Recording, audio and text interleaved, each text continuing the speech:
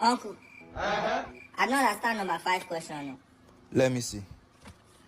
You were given 2 years visa to travel to Canada and you traveled in 2022. What year are you coming back?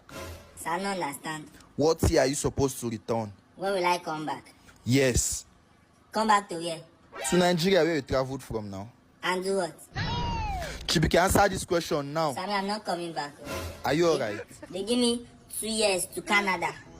When will I come back? Others are jackpine. Me, it's me that will not come back. No, I cannot come back.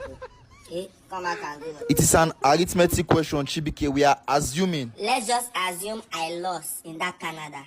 Let's assume I lost and they did not see me again because me, I cannot come back.